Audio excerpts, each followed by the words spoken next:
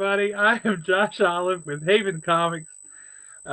It's Thursday night. It's time for Shop Talk. Stick around.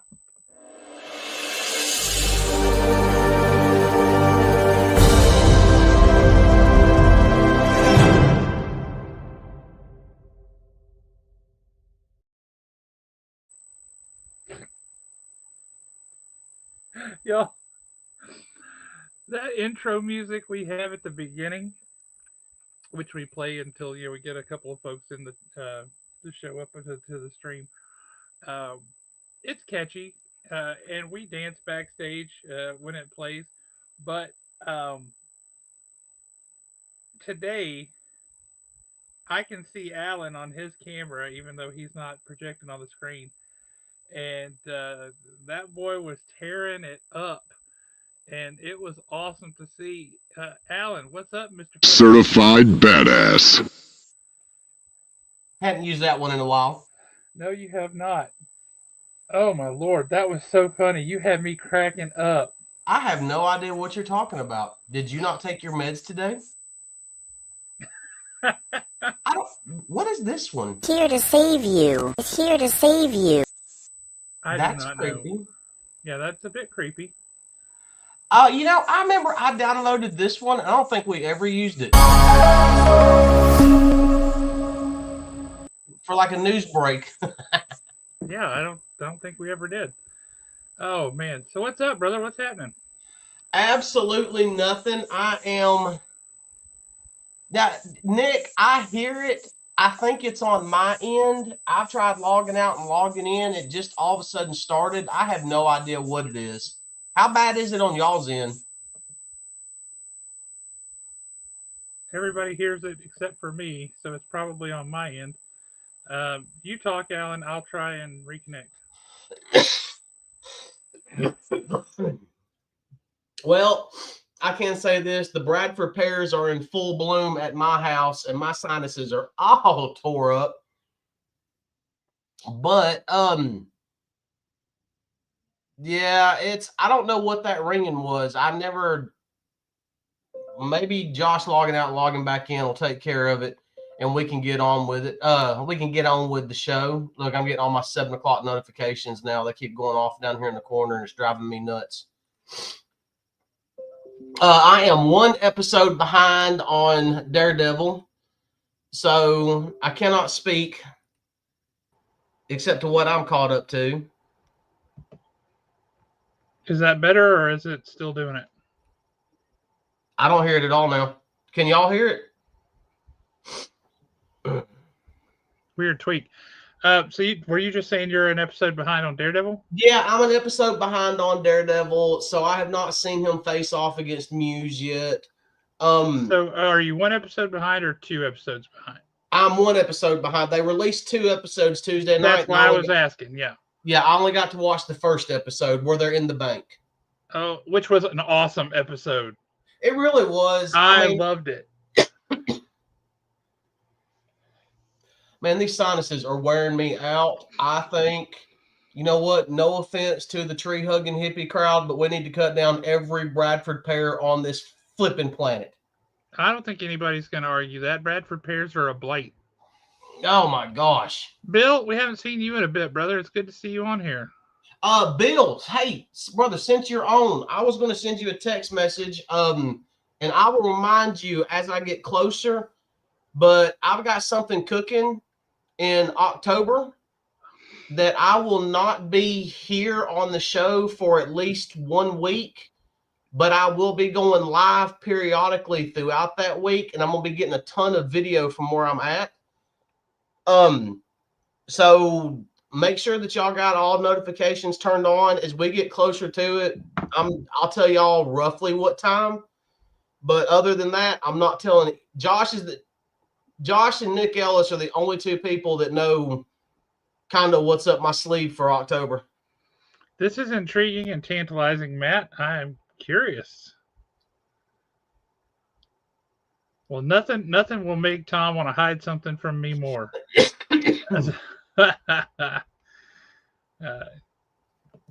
Yeah, that would be my thought too, but It's not just Disney, It's Bill. not. We, There's so much more to it than that. yeah, we doing a lot that week. He decided he was going to go by Larry Hama's house and just move in. Yeah, I want to get like one of those old school photos with Larry Hama where I'm standing behind him or like off to the side and my hands are on his shoulder and I'm I thought you were going to say you wanted a photo like the old photos they have of the guys from GI Joe back when they were taken during the Vietnam War. You know, when you got Snake Eyes and Storm Shadow and Stalker and all that. yeah. That photo, I thought you were going to say something like that. Oh, speaking of Larry Hama and GI Joe, how dare you send me that text message without putting that actual book in my hand? We're going to have a talk on you reading like a week before they come out. I don't. It was 2 days before it came out. Might as well been 6 months as far as I'm concerned, because you And know I've been waiting on that moment, even if it's just that one little bitty moment in the book. I've been waiting on it. I do know that. I will also say this in true Chris Mooneyham style, because the dude is awesome. Like he takes a character Muskrat, who's always been kind of like an oddball character in the GI Joe stable. He doesn't get used very often, and when he does, he looks a little goofy. He makes Muskrat look awesome. Like that guy's amazing. Um, Yeah, his art is mind blowing to me because I wonder how long it actually takes him on this book, because I mean it is so detailed. Just the way that he draws it. Yeah, he's definitely got to be one of, if not my favorite artist out there right now. did you see that Mark Spears has done a Dreadnoks cover? Yeah, I saw that today. I cannot wait until the expo to get my hands on that puppy. Did you see the color combinations where how Zartan changes color, like when you put him in the sunlight, the action figure when you were a kid? Yep. I love it. He also told me he's doing another GI Joe cover. Oh, nice. Okay, Uh, my Facebook Live just went off and told me that Haven Comics is live. I wonder what they're talking about. you never know with those guys, schmucks. And the other big news we kind of need to address early on is the sale of Diamond. Yeah, the Todd father, Todd McFarlane, has let me down. I was really hoping that he would have purchased it. I don't know why. I just wanted him to own it for some reason.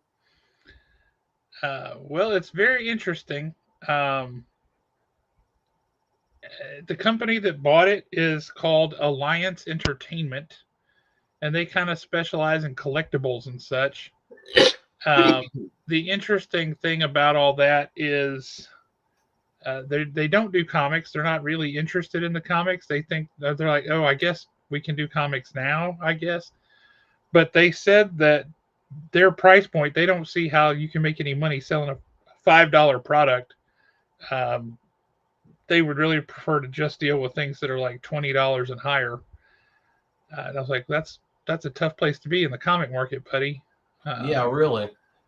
So, I think I they're mean, mostly interested in the collectibles and the toys and statues is where that's where most of their interest lies. so do you think they're going to end up cutting comic distribution altogether and just let all that go to Lunar and Penguin? No, I don't think so. I think they might make some changes that are weird.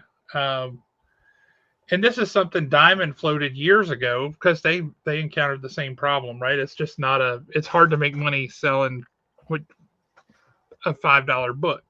Yeah. But they had a thing they floated years ago where they were going to bundle them in. I think Diamond had floated years ago, bundling them in groups of 3. So you could not order a copy of anything. You had to order 3 minimum. And if these guys did that with like 5 copies, that would put them in that $20 range. But I got to tell you, that would hamper us as retailers. Because if I've only got one guy who wants to read a book, I can't afford to order 4 extra copies. Yeah. And we have quite a lot of books that we only have one subscriber on. And I can't afford to order 5 copies to get a copy for one guy. It's not feasible. I know for the longest time, Alex told me at one point that it might even been close to a year, I was the only person that was signed up for Spawn. Oh, that was for a long time. And then it was Spawn started getting close to that magic number issue. Everybody started ordering it, so I had to drop it because it was becoming too trendy in my mind. Yep. I'm I will say like for years, Alex was the only guy we had reading Savage Dragon too. I'll be honest with you, it was only a couple of years ago that I realized that book was still around. Yeah, it got super weird too, let me tell you. Super weird and rated a very hard R. Yeah. Very hard. Well, I know that when it first started out, because I think I probably got the first, I don't know, 10, maybe 25 issues of it, because I have got a Image collection from back in the day when they first, because it was, when Image first came out, we were getting everything. Oh, yeah, we all did. We all picked it all up. For whatever reason, over the years, those were books that I absolutely refused to sell. Yeah. That I refused to get rid of. And I don't know why. I really did enjoy Image back then. But we all did. I know back then, even when Savage Dragon first got started, there were some issues that it was, pushing the boundaries then. Yeah. It blew past those boundaries several years ago and never looked back. Now, did it go into the Glenn Danzig Verotic level of blowing past those boundaries, or because Verotic Comics it was bad. Yeah, and in some ways worse. Wow. It was extremely graphic. Okay, then. Yeah. But here's the thing about the Verotic Comics back when Glenn Dan, I don't even know if he still does those on any level. But like when he was doing Jaguar God and Demonautica and all them, were actually really, really good stories that didn't need what they were doing in them. Agreed. And I never quite understood that, but I mean, Jaguar, I loved Jaguar God when it first came out. Oh, it was a great book. I wouldn't mind seeing that make some type of comeback, but it never will. Hey, we're getting a request here. Posey wants to know what you're going to try and peddle this week. You know what? Let's jump in here and see what I've actually got this week. Have you picked up this week's books yet? No, I have not. That'll be tomorrow. That is my Friday gig. And Matt, I think it was you that was asking about this a week or two ago, so it might be a good time to peddle this. Issue 3 of Daredevil Unleash Hell come out last week. Yep. And there is are you reading this one, Josh? Yep. Okay, I was not expecting the guest appearance that is in this book and is obviously going to be in issue 4. Mm-hmm. But honestly, with the story that they're telling, it's perfect that he's in it. Oh, I agree. I mean, he just fits perfectly in it. I love the way that it ended with, I guess we would pronounce it Helectra. Yes. That was like freaking wicked looking. But yeah. I mean, Muse is one of those characters. Now, I have made no bones about it. I have not been a fan of this whole Red Band thing. No, because they're awful. I think that Marvel really dropped the ball on it, with the exception of this one, because the story is so much darker. Bill, we're gonna get to that. A thumbnail statement. Oh yeah. But yeah, there are certain characters that Marvel has that I think that could be written a lot darker than what they have been over the years. Yep. And I think that's what they should do with the Red Band. That's make the whole intent of it, from what I understood, and then they haven't delivered. Yeah, but I mean, the only thing I've really seen on Red Band is you might get like a little extra gore or something. Yeah, it's pitiful. And that is pitiful, but this has been a darker story overall. Yep. And I've really enjoyed it. And it's only issue 3, Matt. So, and it would be a. Were you talking about Daredevil becoming your favorite or Muse? Daredevil. So there is a team up of villains that I would like to see, and I know that Josh has heard me mention this. Y'all, probably all of y'all have heard me mention this character in the past, but I want to see. What up, Legion? I want to see a truly dark and sadistic version of Sin Eater and Muse team up. Yep. In one of these Red Band comics. Real quick, while I'm thinking about it, Nick Ellis, are you still with us? Because I'm going to tell you, I just did something on your behalf that you did not ask me to do. I fully admit that. But I saw it. Orders are due by tomorrow morning at 5 a.m. And I said, I think I have to do this. But as Marvel often does, they have a theme month for variant covers. And the order I just placed, the theme of the month for these variant covers, and I think there were probably 6 or 7 of them, is your favorite character. Spider-Boy? No. His other one. Sensational She-Hulk. Nope. The other one.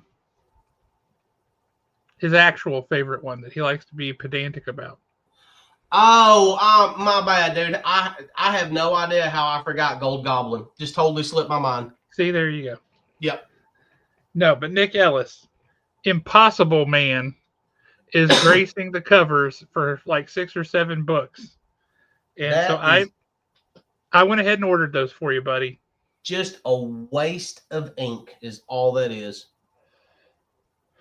It is all that is just a waste of ink. But I'm sure he's going to love it. That actually reminds me of something. You keep talking for a sec because I just have to check in on something real quick. Next up, and I know Legion's, I can't remember if you said you were reading this or not, but Nightwing, I am thoroughly enjoying the Cirque de Sin. You can't run that together because it is 3 different words. This has been a really good story. I like what Dan Waters has done with Nightwing. He, on some level, does feel a little bit like disappointed. You need to be reading this one. This one's been really good, especially since Dan Waters took over. But he has been. My villain name is the Peddler. What I mean, as long as it's not the Diddler, that's all that matters. But the last 2 panels on this book, absolutely chilling and just beautiful. Are you reading this one, Josh? Nightwing, yeah. So the kid at the end of it, yeah, with the patch, and this is one of those where I would not mind seeing Nightwing, for lack of a better way to put it, cross over to the dark side for a few months and become this ringmaster. I have to admit, I wasn't gonna read Dan Waters' run on Nightwing. I was not gonna do it, and then the peddler, sold me on it. You're like, no, you got to check it out. You got to read it. And I was like, I'll take a look. And I read it, and I was like, God dang it. I felt like Matt Posey. I'm like, I hate Alan so much right now. Yeah, and then you experienced that a couple weeks ago with Superman. Yeah, you're a jerk. I know. And if I remember correctly, I think we got Space Ghost 11. I think we only have 1 more issue. Yep, that's right. And in this one, Space Ghost is dealing with pretty much Space Ghost, Jan, and Jace are dealing with the fallout of what Space Ghost found out in the last issue about who came from the future. Oh yeah, it is so good. And I honestly would not mind seeing some type of follow along series of that Space Spectre. Because for those of you that are not reading it, in the last issue, a guy named Space Spectre showed up out in just kind of out of nowhere, and you find out that he is actually Jace from the future, kind of carrying on where Space Ghost legacy, and he's a lot more brutal. He's doing everything he can to stop what's going on, so to kind of prevent the future that he's come from. And now in this one, Space Ghost has kind of distanced himself from the kids, thinking that that's going to protect them, and he's trying to keep them locked up on the planet. But everybody gangs up on him. The kids have got to come back, and I think issue 12 has got the makings to actually be a very emotional issue if done right. I just like holy potatoes. That's a new one on me. Holy potatoes. Yeah, holy potatoes. I saw a thing where mashed potatoes are technically Irish guacamole.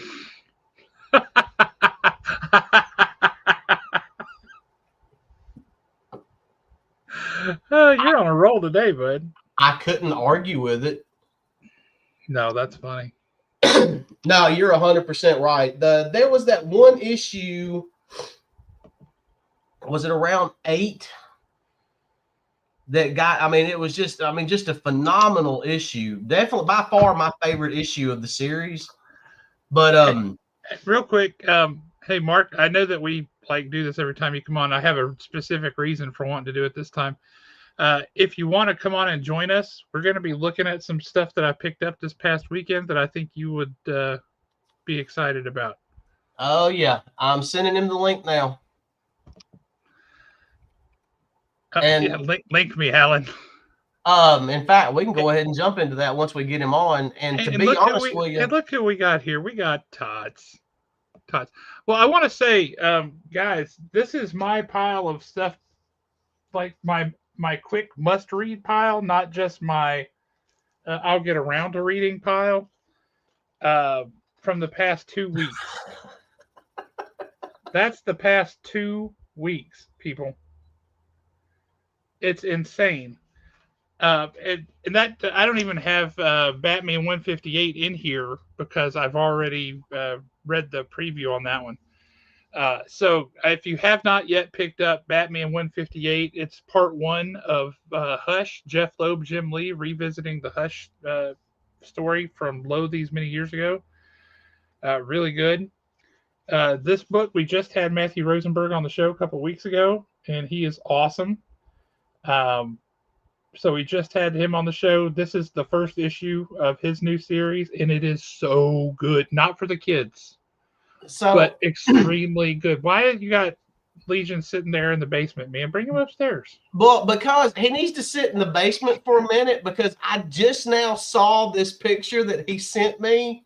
And I don't know how I feel about this, but I'm definitely going to share it with y'all. Is this you with your giant mustache again? Oh, it's far worse than the giant mustache. This is what I get. These people are supposed to be my friends, damn it. Wow.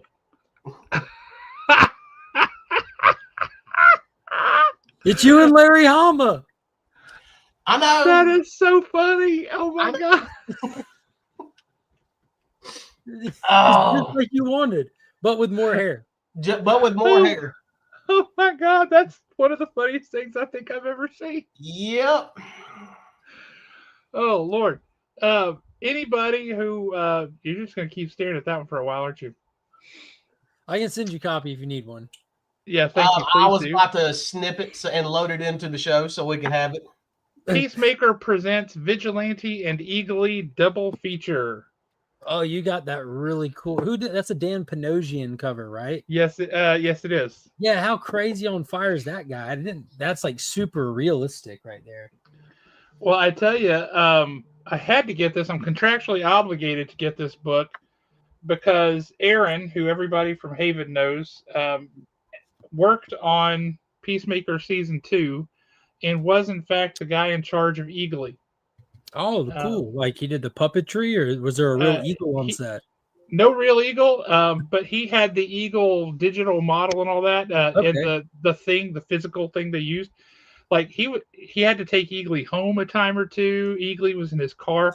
He was responsible for all things Eagly. That's really cool. He also got to work on something really interesting that I can't talk about, but it's amazing. It's really cool. It's bizarre. It's an absolutely total James Gunn deep cut Is it a DC thing? Oh yeah, it's Oh, you're part of talking about working Peacemaker on the season show 2. Yeah, for Yeah. for season 2. yeah, Okay. yeah. It's a deep cut. Like if you knew what it was, you would be. I would be shocked because I don't think anybody living or dead knows what this thing is. Oh, I wouldn't be surprised.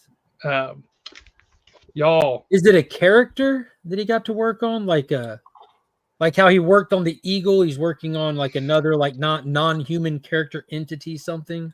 I can say that. Yes, Okay. And I mean, it is an extreme deep cut too. y'all. This book,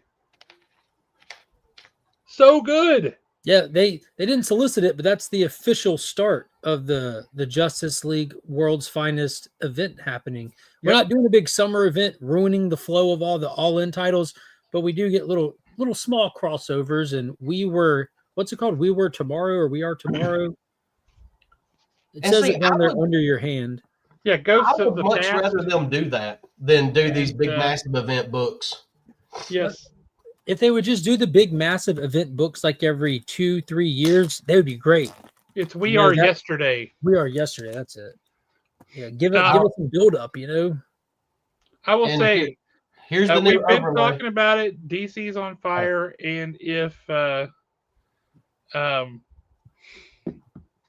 you're not reading this book, it's the perfect execution of a team book. Mhm. It's the way to do a team book. Mm-hmm. Everybody Definitely. gets spotlight in appropriate places. They use the skills of the various people. They don't have Batman just does everything. All these people have skills and abilities, and they use those in targeted ways where it makes sense. And it's just a beautifully executed book. The concept is spectacular. The execution is phenomenal. That's what a team book should be. So if you guys are not, go ahead. Oh, do y'all think that if I ever meet Larry Hama, he will be offended if I ask him to sign this? No, you Yes. need to get him to sign that. That is Those just are not mutually exclusive questions. I'm just going to say. You're It's too gorgeous. quick with the Photoshop. That's a gorgeous photo. No, it is.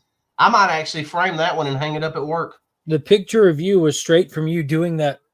I'm like, oh snap, got him. Got him. Hey, shit. You all right Are there, there bud? black repairs in Atlanta? There are. Okay, I can't move to Atlanta. Are there He, what? he doesn't live in Atlanta? Atlanta anyway. No, I No, don't, we live.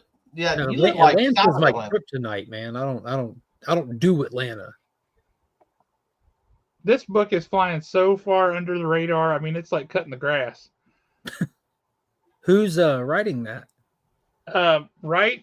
Writing and art, J.G. Jones. JG, that's a big name. And the art is all like this. You mean the art's very, very good? It's beautiful, and it's the Yeah. sepia tone kind of like throwback stuff. And it has been that way the entire time until you get to one page at the end of this issue and you suddenly get color. Oh wow, and it's the cosmos of all things. That's really cool. But the story is set in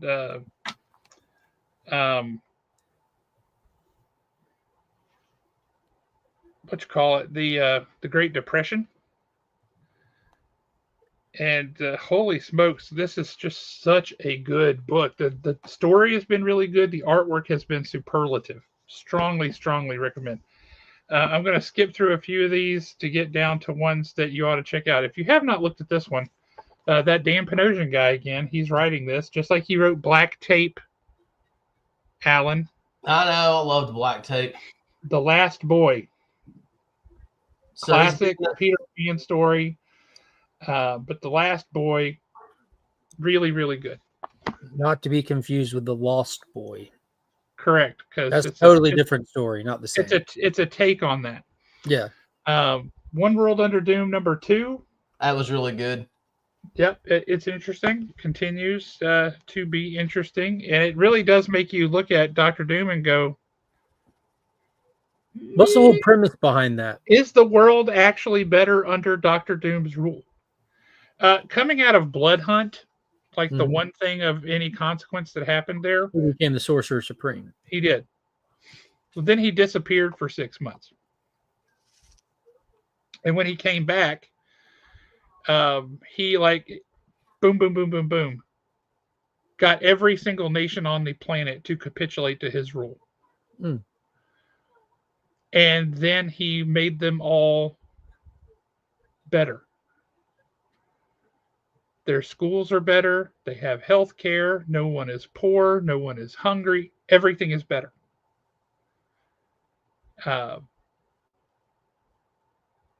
And he's making the heroes who are fighting him look like terrible people because they're fighting what's clearly an improvement. And he's setting them up every which way to look awful just by them doing what they do because they're very predictable. So he makes what they do very predictable. The interesting thing here is the conversation he has with Valeria. Yeah. That was an intriguing element of this story. Really interesting. And then there's what was the conversation about? Like this is like some really philosophical concept here. I'm curious. Yeah, and the part they use Valeria a little bit as the audience. Why she goes, how are you not just grandstanding and making this all about you? And he's like, is it so bad if it's all about me? If it makes everything better for everyone else, right? But you'd have to have the rest of the checklist, right? Like schools are better, everyone gets food, free healthcare, but that's not where it stops. What's the cost of them things? Well, that's what she's trying to get to, and that's what she's asking. What about the will of the governed? And he's like, they've proven time and time again that they can't keep out of trouble. They start wars, they fight each other, they do all these things. And what's the problem? Isn't it better if they just capitulate to me and I rule things? Yeah, and so that's the conversation that's going back and forth between the two of them. It's really a perspective interesting. thing. Doom looks at everyone else like you would your children. Like my child is fed, his medical needs are taken care of. He gets the best schooling I can possibly offer him, but he's not allowed to do whatever he wants because he'll harm himself because I look at him like he's mentally inferior to me, which he is. But in the case of adults, like whether you are or aren't is irrelevant at that point. Yeah. I mean, it's like animals in a zoo, right? Animals in captivity live longer than animals in the wild. Like a wolf. He does. But do they long to be free? And do they not like take the first crack they get to be free? They do. Yeah. I mean, he does tell her flat out that he's basically in it for the glory. He does tell her that. Yeah, that's ultimately what he wants. But he does point out to her that before he did this, there were 200 countries that were fighting with each other. Now no one's fighting with each other. So, and even Reed Richard makes a comment in the beginning of the book about how the schools and universities that Doom has created are really good. I mean, they're actually pushing the boundaries of what kids need to be studying. Yeah. So, but yeah, I mean, it is a very interesting philosophical question. It's unfortunate that it's a Sith doing all those things, who deals in absolutes. It's my way, this way. And, the weak are going to fall by the wayside. For sure. But it's very, very good. It's Ryan North, and I have come to trust Ryan North, so I'm very pleased by that. Right? Yeah. This seems like one of those like standard situations where they start writing a story, and because the way the story comes out once a month or once every 2 weeks, it gives people just enough time to make themselves look goofy. Like when people start writing on the wall, Thanos was right, or I stand with Magneto. I'm like, are you all out of your ever-loving minds? Like, how old do you have to be to realize these are villains, super villains? There's always a pin that's going to drop. They're always morally flawed in their motives. But I do enjoy the philosophical debates that come out of these things, though. It's kind of like what Paul Jenkins did on Cobra Reborn. If you remember that one shot from years and years and years ago, it was like 2009, maybe. I didn't read it. You can get it on eBay for $5. I strongly recommend it. I haven't read a lot. I've only read like the Energon stuff and a couple of random issues. I haven't been a big GI Joe guy. I forgive you. But I was nervous. I said that out loud, like, oh. But the Watch me important thing disappear. there is he portrays a Cobra Commander that honestly believes what he's saying Mhm. and is super charismatic, and it answers the question I always had from the cartoon back when I was a kid through the comics was, why would anybody follow this guy? What's he selling that they believe him? He's an idiot all and a big coward and a dictators. schmuck. Yeah, all big dictators and people who committed mass crimes and mass murderings were all charismatic, loved by their people, believed what they said. This is literally the standard makings of like Mussolini or Mao Yeah. Zedong. Like it's Yeah. how they do what they do. But what Paul Jenkins did was he made him Relatable is the word. Well, he did that, but what he did was he made him a patriot. For what though? The United States.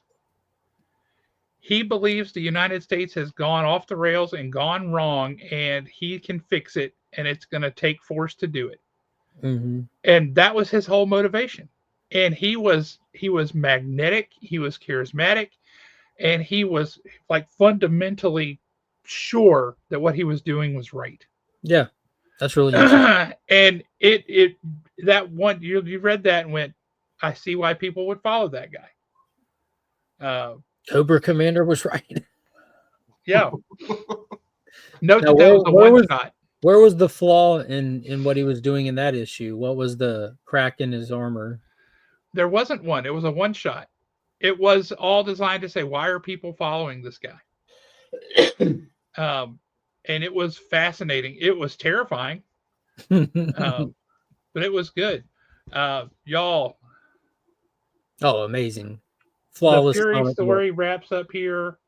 It leaves hints about the future that are really scary. There are a lot of interesting things that go on. Really good book. Gosh, what a good book. And we've been talking about Wonder Woman for a while. This wraps up the Fury story.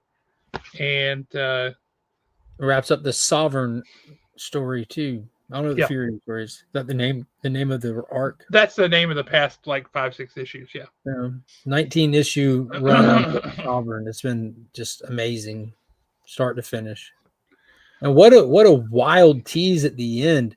Yes. I like this it's almost like a fluid timeline we're playing with, because we're dealing with characters like kind of like when you see Damian Wayne as Batman and like flash forward moments. We're dealing with like a flash forward stuff with Trinity.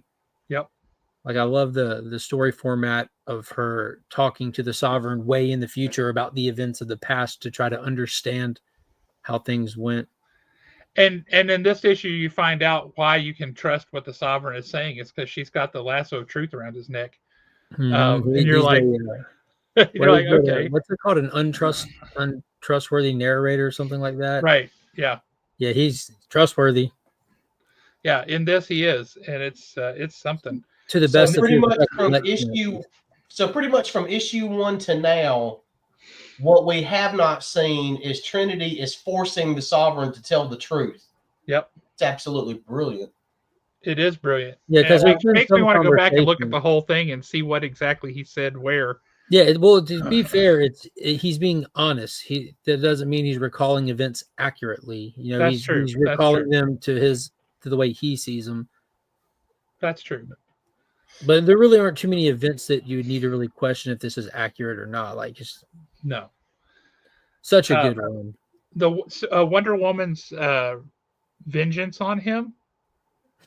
When she handed him a knife and said, you have to write one true thing, you're like, oh my God, that was so hard hitting. That was so powerful. And the word was liar. Yeah. Yeah. It was great. Do not read this. No, don't worry. I won't. Until you have read One World Under Doom #2. Because that explains what happens on this cover.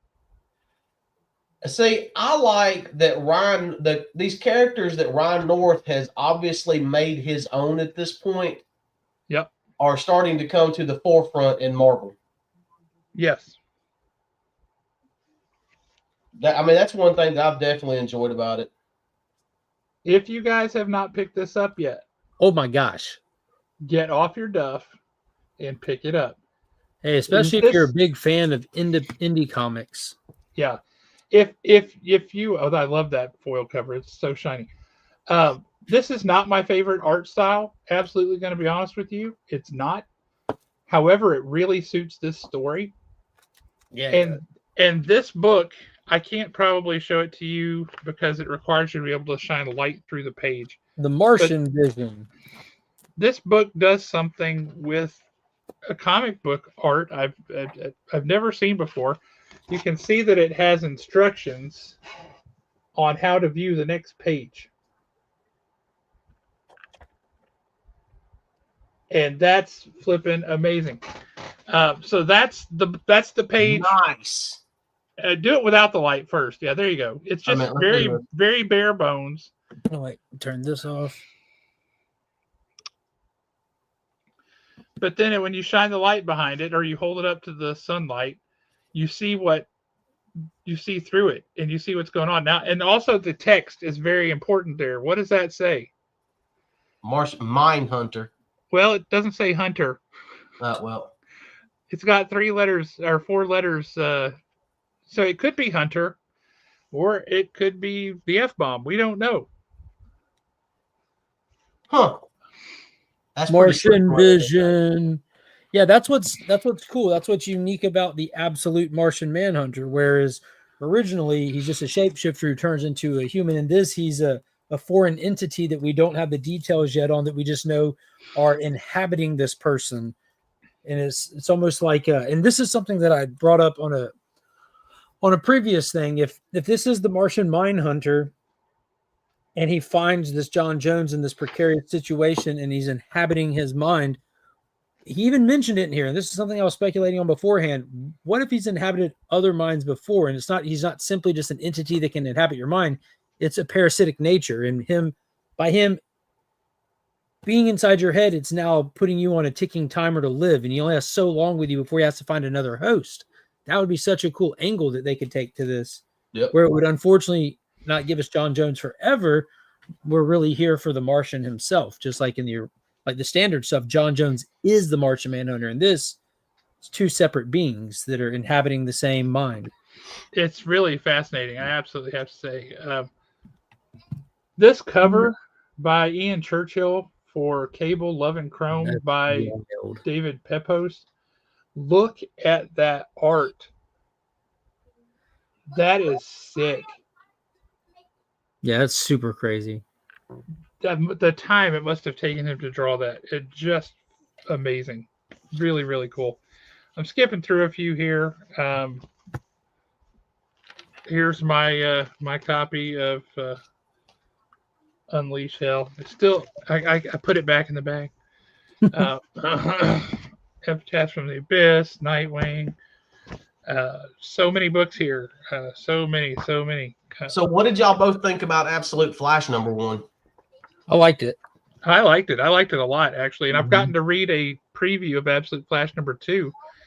And I liked it too. I will say I'm freaked out by the Gorilla Grodd thing. A little monkey. That's Gorilla Grodd. Mm-hmm. That freaks me out. That's weird. The other rogues look fantastic. They really do. You think his dad sent him? Maybe. That's entirely possible. Yeah, Barry Allen's death kind of shocked me on that one. The fact he was present in the issue shocked me. The death double shocked me. Really? Remember, the solicitation said no Speed Force, no Flash family. Wally's all on his own. So, I'm interested to see what's the source of his power. The way that it's drawn and presented is clearly not just lightning sparking and getting ready to run. It's these horizontal lines and just overflow of emotion and energy. And then with the whole Flash thing, he's not supposed to have Flash family. Why is Barry here? And why is this stupid costume here? And then who does lab work in that costume? It was a lab work outfit that he was wearing. But the fact that he's chosen to keep it, he had to take it off a corpse and wash it and put it back on. It's just a lot of weird decisions with the outfit. So, Josh, is that the only panel he's in? No. Oh, Who is so that? okay. So since you didn't read it, years ago, Larry Hama did something that nobody ever thought he would do. He actually killed Snake Eyes, Mhm. but the way he did it was, as Snake Eyes is pretty much going to his death against Serpentor, there's another character that's kind of coming up to replace him at the same time. So he literally does. It's almost like some type of bizarre crossover to where Snake Eyes dies, but yeah, it's that whole thing. The king is dead. Long live the king. Mhm. You have Sean Collins. Well, Sean Collins, who's pretty much been trained by the same people, ends Well, up. and a key element of this is Cobra does not know that they killed Snake Eyes. Yeah, they don't know that they've killed Snake Eyes. So the Joes end up taking Sean Collins and they basically give him Snake Eyes costume. And it's, hey, you got to pretend to be him. You're the only person that can do it. Well, over time, he has trained so much to live up to it. He essentially becomes Snake Eyes. Turns into a legacy character. Yeah, it turns into a legacy character. And I mean, there's even parts of it where you're just kind of like, holy crap, I don't even know if Snake Eyes could have got out of this situation. And Sean Collins is getting out of it. Actually ended up becoming my favorite character. Well, they bring Snake Eyes back. And when they brought Snake Eyes back, you've got a completely regenerated Snake Eyes who can talk, which is funny because he only talks in movie quotes. All he says is, "I am Groot." It's all they're short stuff. monosyllabic words, short sentences, usually just simple declaratives, and usually they're movie quotes. Yep, and It's fantastic. Like, I'll be back. And since G.I. Joe moved from IDW to Image or to Skybound, we've not seen the Sean Collins character. And there's still a massive story to be told there with basically what happens when you have two Snake Eyes. Well, what team are you on? OG Snake Eyes or Sean Collins? Oh, no, I'm straight up team Sean Collins. Nice. He's Straight a up. flawed They won you individual, over. but Nice. Yeah, that story, honestly, what won me over was the snake hunt story. God, that's a great story. Yeah, at one point, go ahead. Do what you got to do. Well, since he won't care about this, and you will, you remember Fort Wadsworth on Staten Island? Yeah, it's vaguely. The original home of the pit? Yep. Well, that's where Sean Collin is, at the chaplain's assistant's motor pool. He is re-outfitting the original pit as the new dojo for the ninjas of G.I. Joe. Oh, so he's definitely still going to be in the thick of it then. That is awesome. The last page,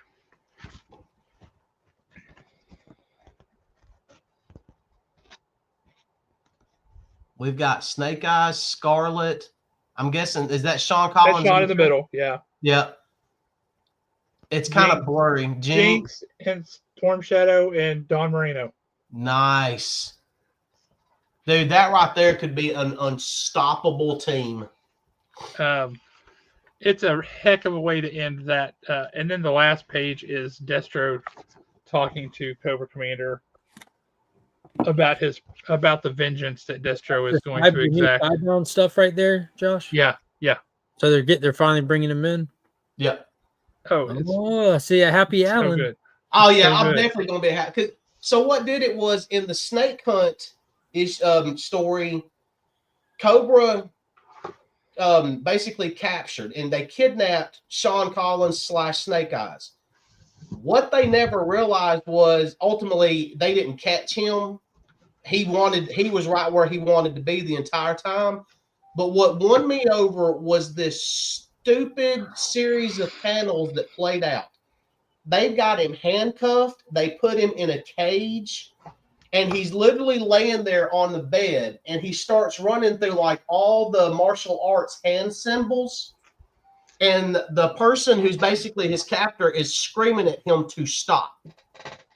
And you don't, I mean, it's like, okay, why do you want him to stop doing these martial arts hand symbols? And then next thing you know, he's out of the handcuffs and he's standing over bodies. So It's it's like like gang signs. yeah, they knew it was coming and they couldn't stop him. And I was like, okay, this is my Snake Eyes now.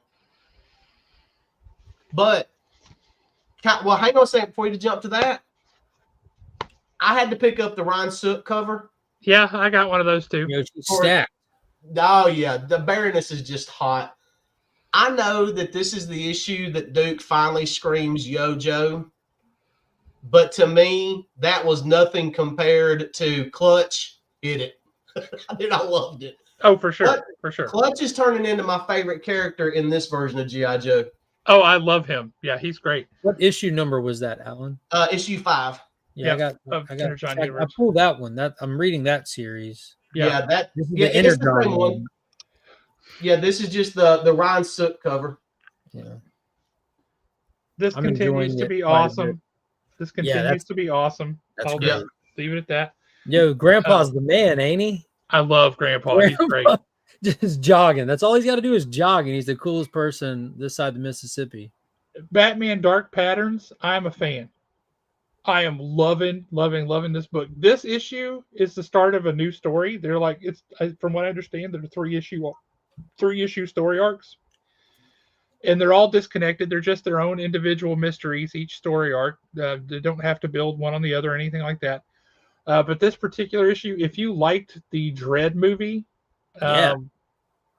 with what's his face who played Judge Dredd? Carl Urban.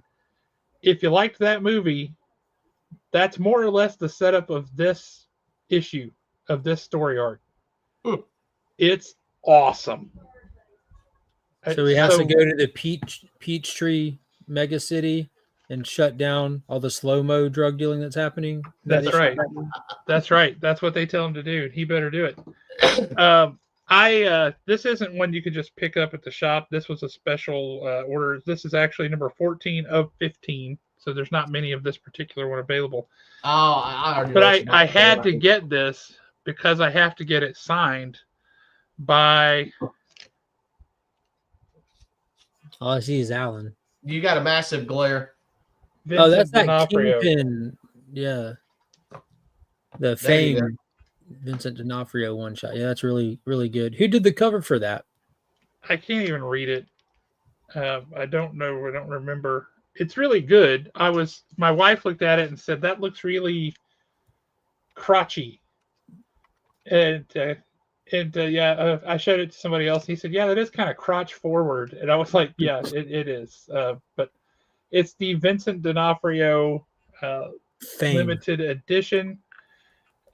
I realized too late that his initials are VD. That's not great. Oh, yeah. It's right there real big on the cover. You're like, what can you do? But anyway, I'm going to get Vincent D'Onofrio to sign this at the Huntsville Comic and Pop Culture Expo here in a couple weeks. There you go. So awesome. And I'm excited about that.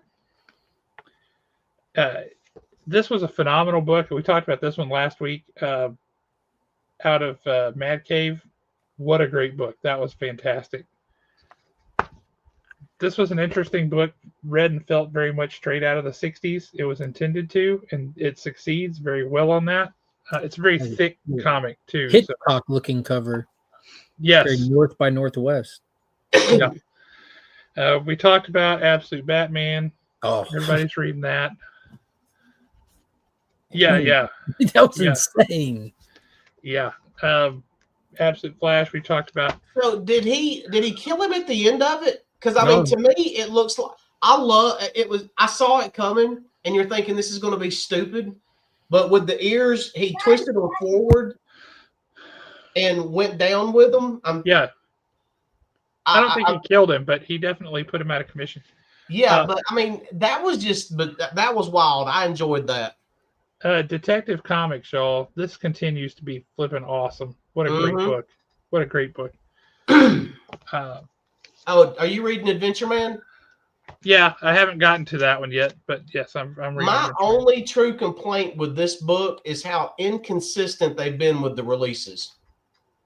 Oh, that was so good. Look at his eyes. Yeah, I just had Jeremy Adams on talking about that. That's fantastic book. Yeah.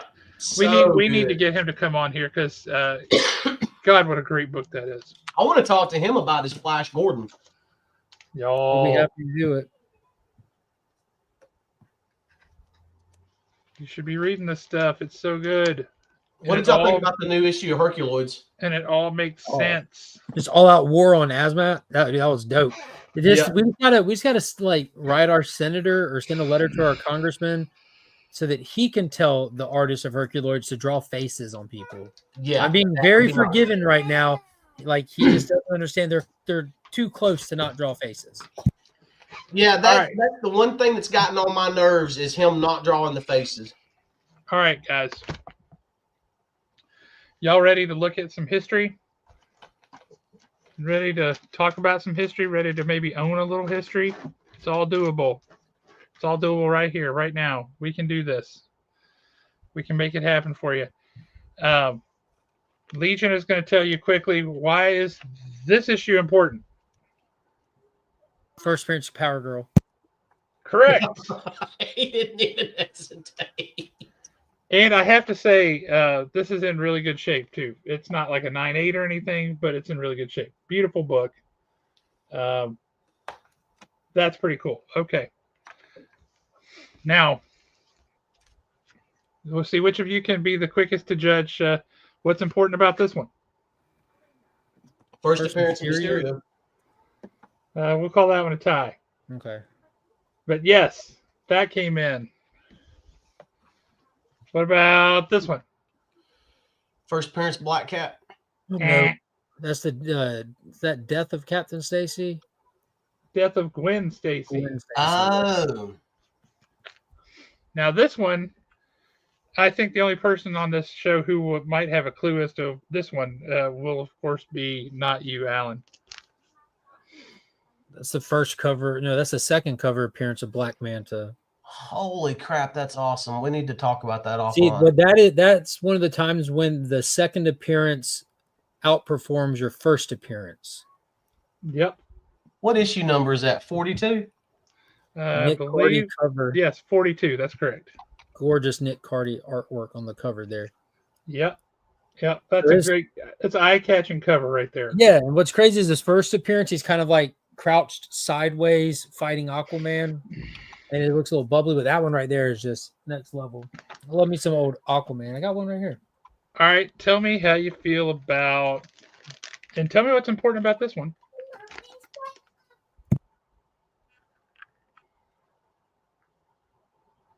Batman 14. Yeah. Batman, what? 14. 14. Is that third appearance of Penguin? Second. I was close. Yeah, right there. Yes, sir. He looks super cool, that OG artwork style. I love that cover where it's like they're flipping over the page themselves. It's really interesting. There's a whole run of those covers where they did that, where they're like peeling the page back and you can see what's on the other side. So that's a trope that they got into at some point there. This is a fun game. Keep going. Yeah. I don't know if there's anything particularly interesting about this one, but look at it. There's a lot going on. There's a lot interesting. Are those BB guns? Are they just shooting corks since they're underwater? Is that they're spear guns. Is that a sea dragon? Well, I'm going to ask you if this is the same. Crazy. I'm going to ask you if this is the same creature because we also got in. So it says here, "Secret of the Sea Beast." That's the name of this issue. Secret of the Sea Beast, right? Okay. Now, then we got this. Now it looks to be a very different creature. I'm going to say, but the Phantom Sea Beast. That one is the first Sea Beast ex-wife. Yeah. And you can see why they didn't make it. But yeah, Secret of the Sea Beast. That's a bright, colorful cover. That's a fun one. And that is Batman number 138. Now, I would have had Batman number 8 in here, the Infinite cover of Batman and Robin, looking at the comic of Batman and Robin, looking at the comic of Batman and Robin Forever. But I already sold it, so sorry. I also already sold Superman number 5. Oh wow. What I didn't know about Superman number What month? 5 was that Superman 1, 2, 3, and 4 were just reprints of Action Action Comics. Comics. Yeah, Superman number 5's So first original story in the title. yeah, it's the first original story of the title, and it's the 4th appearance of Lex Luthor, and Lex Luthor has hair. Mm-hmm. He's If you got don't gray mind me hair. asking, what condition was it in, and how much does a book like that go for? It was in terrible condition. So it was just It was low four figures. correct. Yeah, it's still insane. Just the low 4 figure. That's what I'm saying. Like I love that this conversation because so many people that enjoy this hobby with us were introduced to this hobby through the MCU era. Through Yeah. this, that's been the biggest doorway to a lot of people. So they think like the holy grail of comic books come from the 60s. Spider-Man, Fantastic Four, the Avengers, Hulk. That's where they all start. But when it comes to just filler issues, characters you don't even know exist, you can't even afford a 30th appearance of them because it goes back to the golden age with DC. And these books that are just no key significance other than the fact that it still exists and you can touch it. Like it shouldn't exist. It was not designed to exist. Yeah, it wasn't long. designed to exist. It survived a paper drive during a war, all kinds of things. But it's wild. Like you look at some of these JSA characters, and just to get a hold of a book from the Golden Age with them appearing in it with a semi cool cover, you're talking 4 figures for a torn up copy, it's so cool to me. Oh, it was fantastic. But that book was 1939. Was when Superman number 5 came out. Was 1939. This is another one that's just kind of a goofy, fun one. It's Batman number 143. The Giant Bug. It's Bat Hound and the Creature with webbed feet, webbed hands. Like I'm not sure what's going on there. It's weird. As much as you can possibly have go on. That's what. I like how his thorax looks like a tunic without the skirt. Yes. Yeah, that was you don't want a naked giant big bug to make creature. him look naked. That he was actually facing a young Zorak from Space Ghost. Yeah, God, Space Ghost is so good. Oh now this one's an easy one because it says pretty much on the cover, but Alan, you got this one? No, I don't got that one. No, I mean, can you guess the key significance? Would that be the first appearance of Black Cat? Yes. Now, the most important question, Josh, is it still inside? Have you flipped through it? It is detached, but it is there. Oh, cool. The pinup is in there. Yes, so inside is a 2-page splash that you can turn sideways, and beautiful, beautiful pinup of Poison Ivy there. Yeah, it's detached, but it's there. Do what? Does that pinup have Batman and Robin on it, or does it actually have Poison Ivy on it? Poison Ivy. Poison Ivy. Yeah. They knew what they had. Yeah. Like that was the first Lovely Lady cover. They really leaned into it. Indeed. Oh my goodness. One of the earliest homage covers out there, Neil Adams' Goodness. The issue factor is it's a Neil Adam homage. It's phenomenal. Isn't that beautiful? It is. The original just had a reprint done last week or the week before. Yes, it did. With the foil treatment too. Joker's wild. Neil Adams again, who redefines not just the Joker, but Batman, saving him from the 1960s campy era with Denny O'Neil creating for the first time ever the Dark Knight. I love having him on the show. So what I'm going to do is I'm probably going to save comics right there. I'm probably going to have to take those last 2 comics and him narrating what they are and turn it into a short. That's not a bad idea. Even Alan, I think you probably know this one. First appearance, Poison Ivy. Nailed it. I was going to say Black Cat. It's Black Cat. There you go. I'm on fire tonight. Yeah, look at that. This is in really good Bruce shape. Timm too, and Paul Dini's creation, made for the television show Batman the Animated Series, makes her first appearance in comic book format in Batman Adventures number 12, featuring the Harley Quinn, which she'll later make her in continuity first appearance in Joker Harley Quinn with famous artwork, The Last Tango by Alex Ross. Alex Ross. That's correct. But yeah, this is in beautiful shape. I think with a light press, I think this could be a 9.8 potentially. Give it the dry press. Probably a 9.6, but it could be. I see 2 Overstreet price guides over there next to Snake Eyes.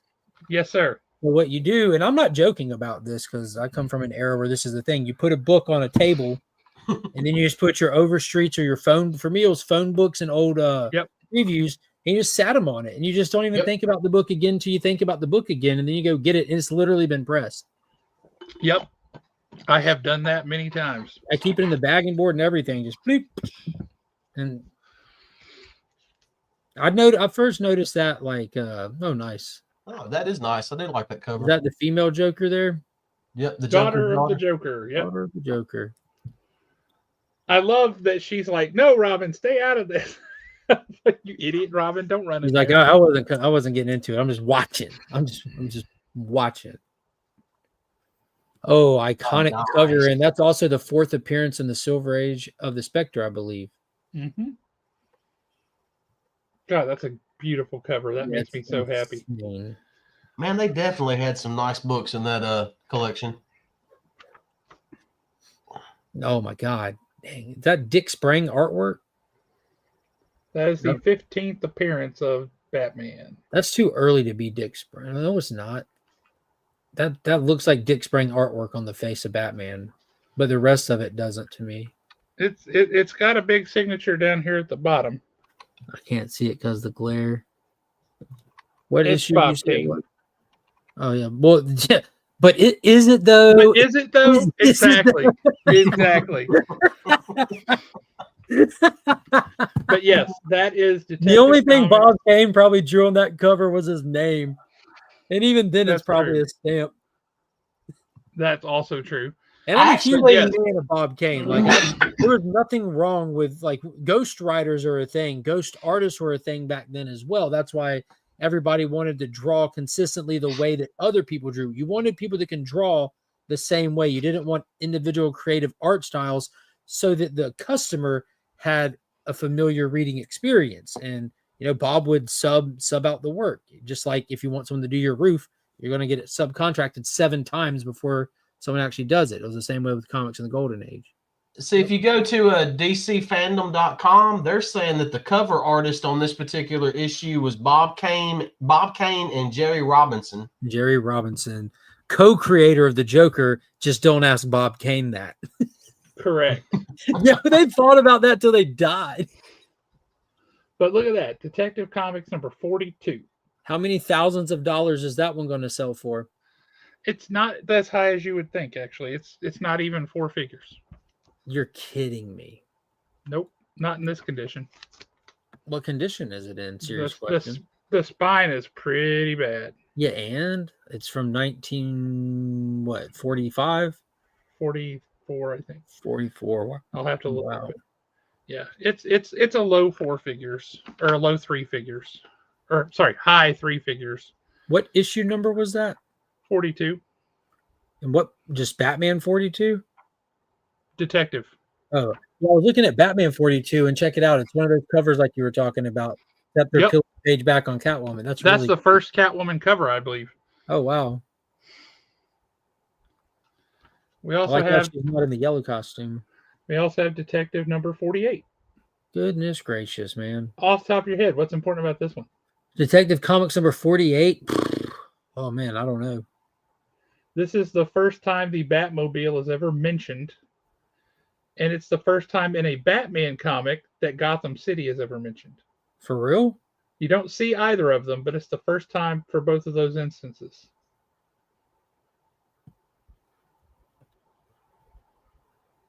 Yeah. And that's part 1 of what I pulled out of the box. Now, what collection that I just bought this weekend? Oh, okay.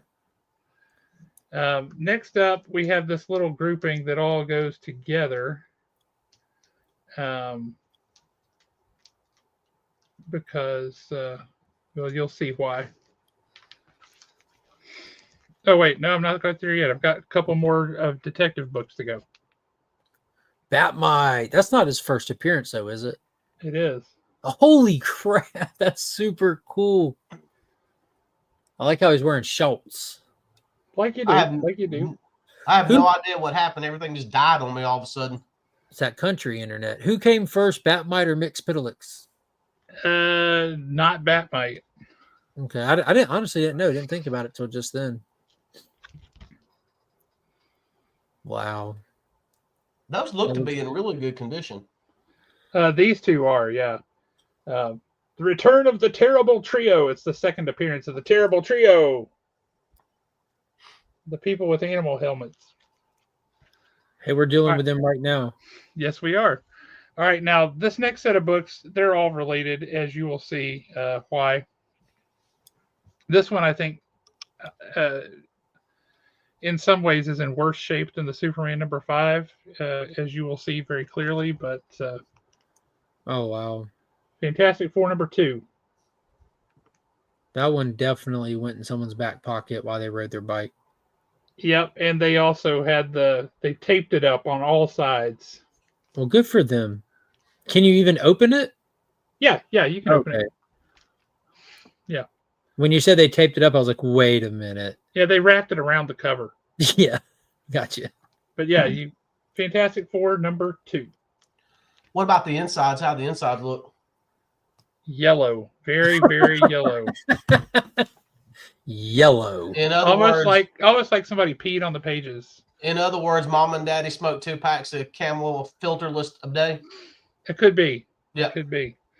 Fantastic Four #3. Look at that fantastic car. Fantastic Four #4. First Submariner in the Silver Age, right? Yeah. Little book some people may have heard of. Fantastic Four #5. First Doctor Doom. And also where we learn, and this is hilarious, that Ben Grimm is in fact the origin of the pirates of, or the pirate Blackbeard. Ben Grimm is the pirate Blackbeard. Weird. Okay. If you've not read it, they just came out with, it's either last week or it comes out this week, the facsimile edition of this book. It's worth a read because it will crack you up. It's hilarious. I was hoping you was going to say that was the first appearance of Aunt Petunia's house. No, that's in this issue. The marriage of Sue and Ben, Reed. Sue and Ben. That would have been a different book. But yeah, this is the wedding of Sue and Reed. There you go. All right, so that's our brief foray into Marvel. I guess I got to set these books somewhere. Try and set them back over here. Now, some fun stuff I also had was, and this truly did crack me up. I'm sure you know this, but the history of Supergirl's horse. Comet. Yeah. Do you know the backstory of Comet? Mm-mm. The origin? Mm-mm. Talking about the guy that got turned into the horse? He was a centaur. Mm-hmm. And then he got magically turned into a straight up horse. Yeah. Yeah. He was in love with Supergirl. Mm-hmm. He's still in love with Supergirl. He still has his full intellect, but to her, he's just a horse. That would suck. Please tell me you read TK's Supergirl Woman of Tomorrow. Oh yeah.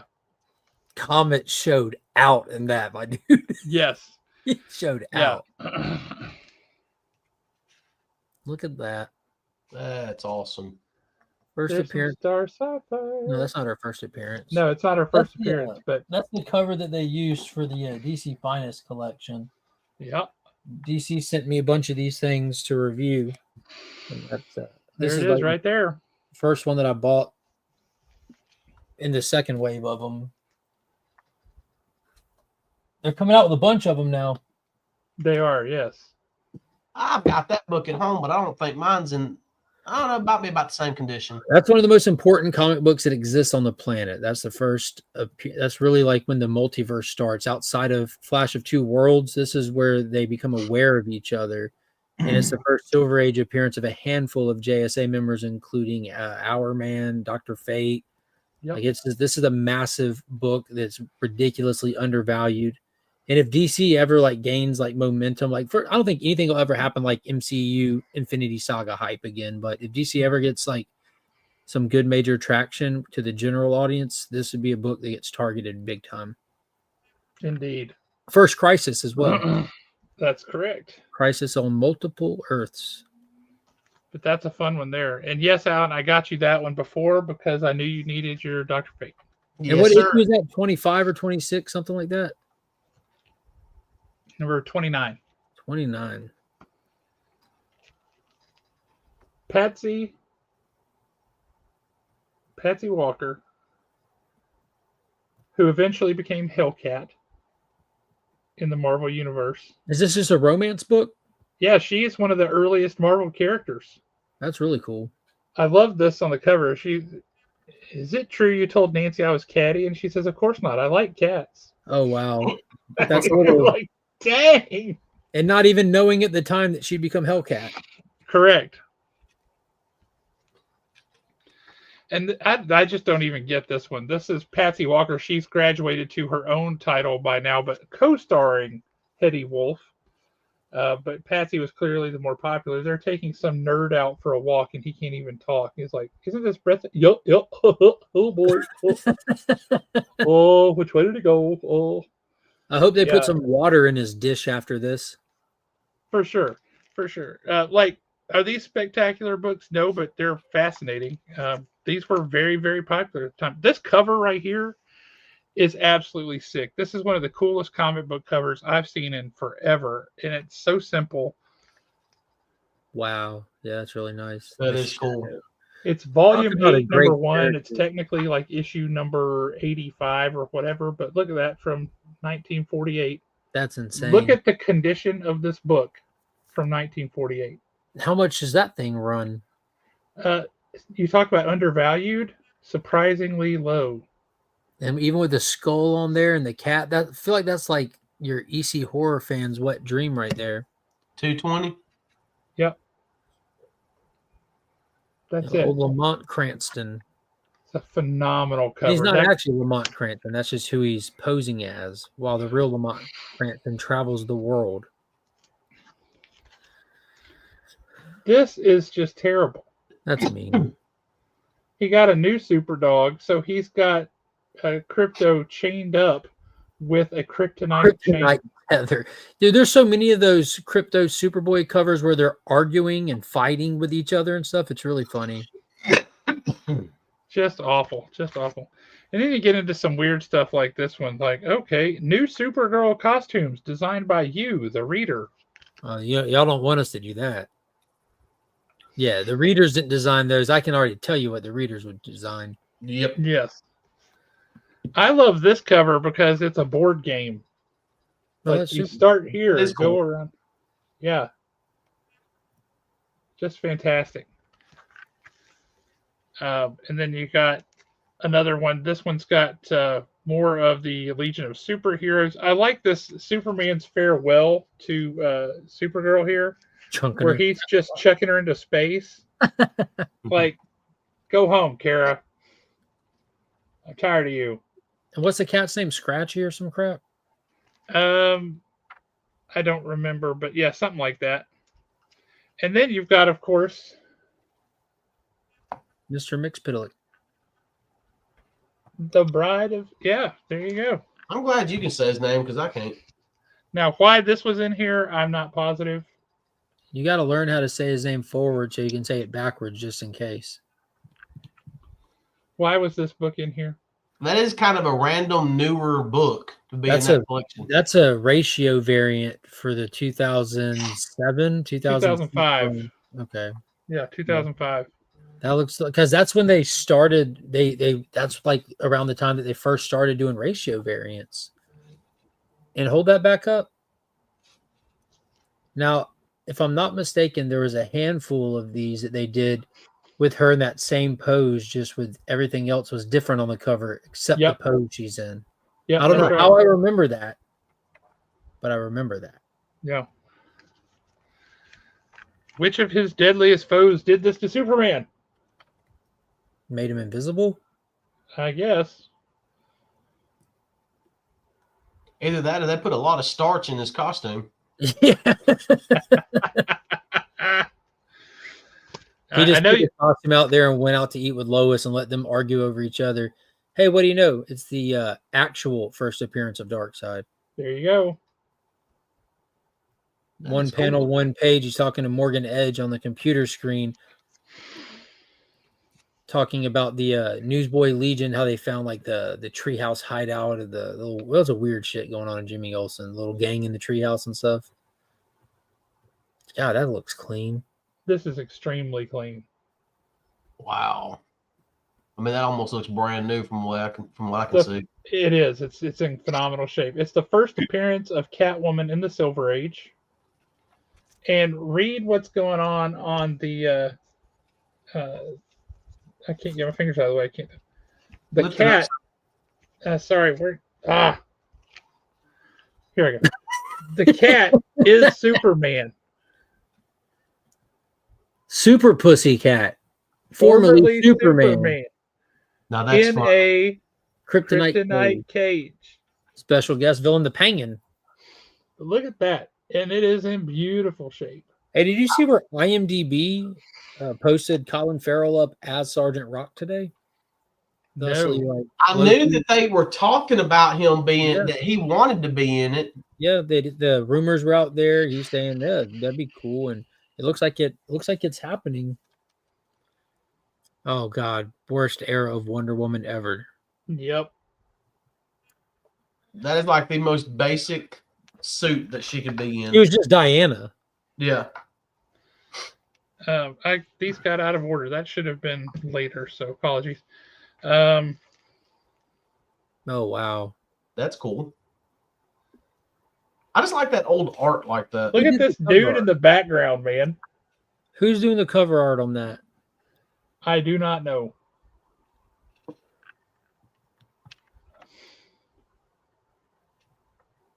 What issue is it? It is Wonder Comics number 18. I haven't gotten to price this little group of them yet. That's still on What my do list you of do things to price them out? What's your methodology for that? Well, I check what grade they are, where I put them.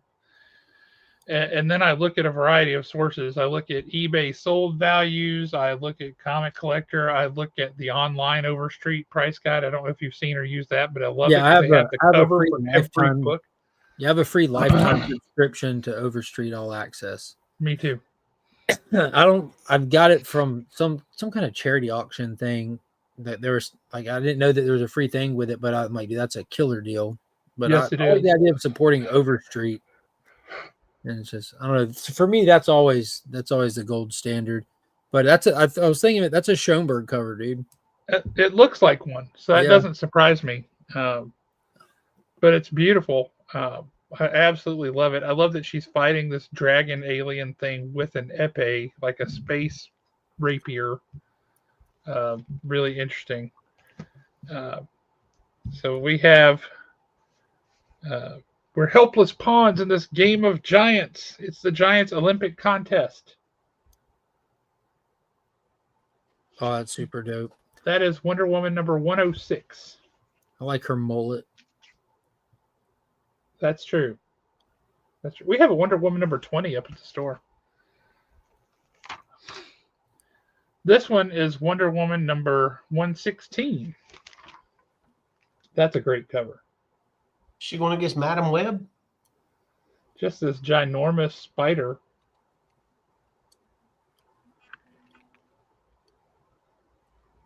Yeah, great cover. Fantastic book. We already looked at this one. It's Wonder Woman and the Phantom Sea Beast, wife of the Phantom of the Sea Beast. Now this one is super creepy, y'all. Like, that's a creeptacular cover. Oh, And that's an awesome cover. at first glance, it Really might is. not look creeptacular, but I What want you are to those look at things? the faces. Oh no! Oh no! They all got like He's the smoking Mo a from Three cigar. Stooges. Well, that one looks like Mo from the Three Stooges. Yeah. And that one looks like Hammerhead from Spider-Man. Yeah. But yeah, she's swinging Cheetah by the tail. And I have to look it up, which I haven't had a chance to do yet. I believe this is the first cheetah in the Silver Age, maybe. Hmm. I have to look that one up.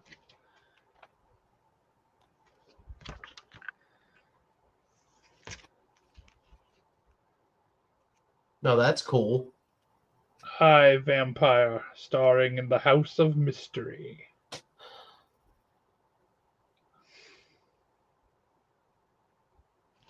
It's a pretty great cover. This is also a pretty great cover, I have to say. I don't think this book is probably worth much of anything. That would be my guess. But I get this stupid sticker off. We want to see the stupid sticker. It's too late. It's gone now. But this is a great cover. Oh wow. That is cool. I mean, They almost look like Hydra agents on there. they do. They look like Hydra agents crossed with the Martians from Deja Thoris. Now, what comic is that? Mystery in Space. What are they called? The Starks? In the infinite darkness, they are waiting. In the boundless universe, there are many kinds of life and death. Burnt offerings. Yeah. Super cool.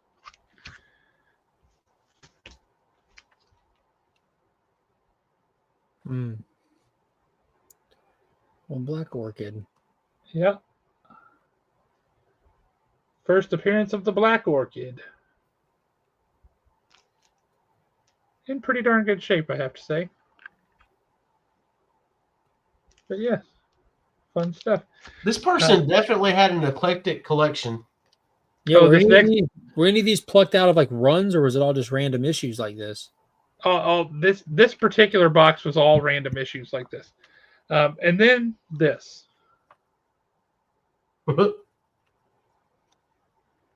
Winnie the Pooh #1 from 1977. Take a guess. How much would you say that this book would go for?